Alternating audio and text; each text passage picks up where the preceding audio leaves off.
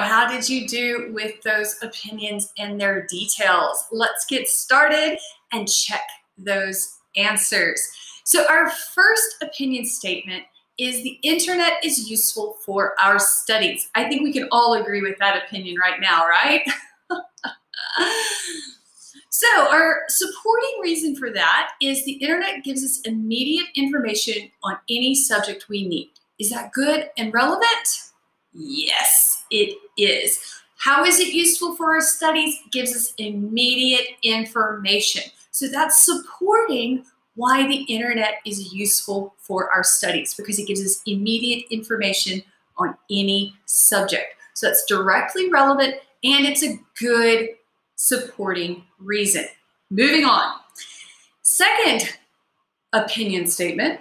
Students shouldn't bring their mobile phones to the class. Well, I personally actually disagree with that because our mobile phones, going back to this internet, are really helpful for us, right? But let's see if this student has been able to support this opinion. They have a lot of heavy books to carry. Well, no, that doesn't have anything to do with a mobile phone.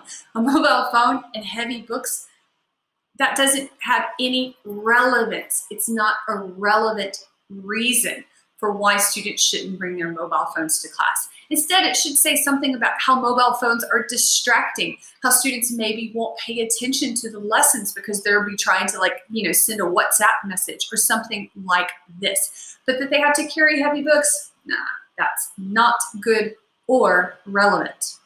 Let's look at our next example, our next opinion statement. Working women should stay at home when they have children.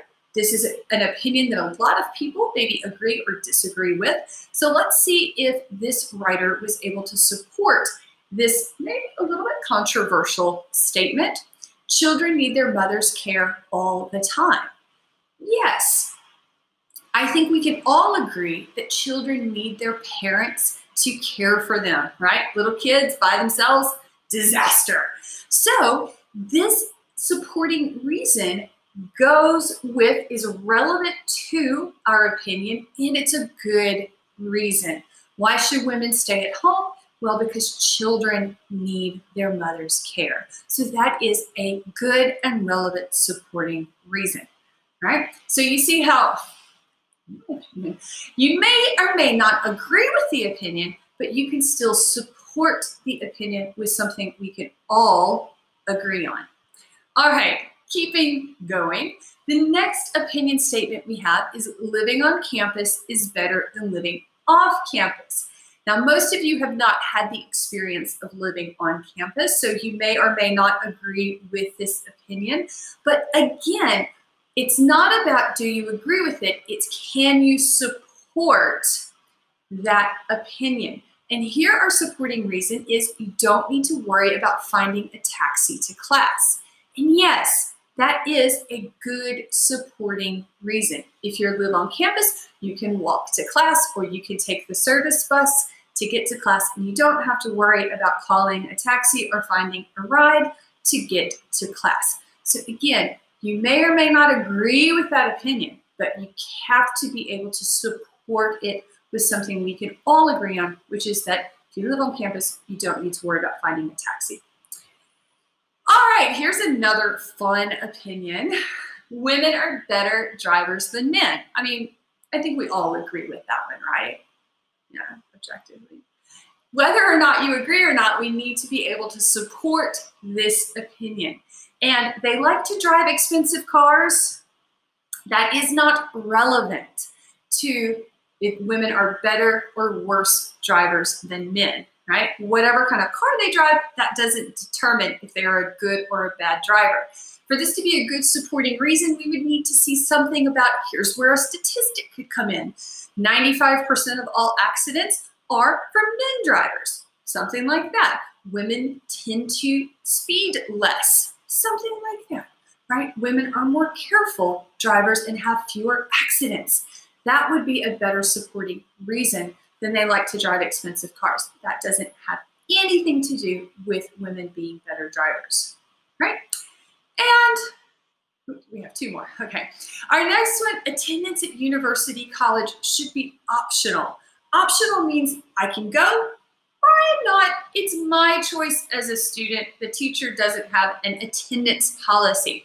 Again, we know SQU has an attendance policy. So this would be a student saying, I don't want an attendance policy. Now we have to support that reason or that opinion. And so this supporting reason, many students won't go to class unless they have to, isn't a good supporting detail because it's the opposite of this opinion statement, right? If you're saying students won't go to class unless you force them to go to class, that's not very good for why attendance should be optional, right? It needs to be something more about students are adults, university students are adults, and they should be able to make their own decisions, or university students need to learn the responsibility of coming to class, or the university shouldn't tell adults what to do with their time, or if I don't need to go to class, that's my decision as a student, right? Those would all be better and more relevant ideas. But this actually has the opposite meaning for me as a teacher, at least reading it. So it makes me go, you haven't really supported your opinion. You kind of said the opposite, right? So be careful. I actually do see this quite a lot in students' essays. And lastly, our opinion here is we should have separate universities for boys and girls. So again, maybe a statement we have a lot of different opinions on, agree, disagree, but you've got to be able to support it. And many boys study hard only for a few days before exams is not supporting this opinion, right? Maybe if I linked it to the boys don't study very hard and that's a distraction for the girls, maybe then I could make it relevant. But as it is right now, it's not relevant that boys only study a few days before exams. And that again is another opinion that you need to support, right? I don't know that we can all agree on that opinion. So remember, it's got to be relevant and it has to be good. And the better supporting details are going to be ones that we can kind of all agree on to some extent. Okay, so I hope that's a little bit clearer for you as we go through this week and revise our own supporting details in our own essays. Some things to think about, the difference between good and relevant supporting details or bad and irrelevant supporting details. So to continue to help us, we are going to look at a paragraph written by Dr. Subi Al-Maruf, who is a counselor at the SQU Student Counseling Center. And what you're going to do is we're going to pause the video here. You're going to go down and you're going to answer some questions about Dr. Al-Maruf's paragraph, again, about happiness. And we're going to be looking specifically at Dr. Al-Maruf's supporting details, reasons, and examples. Okay, so go do that and come back and we'll have a look at it more closely. Good job.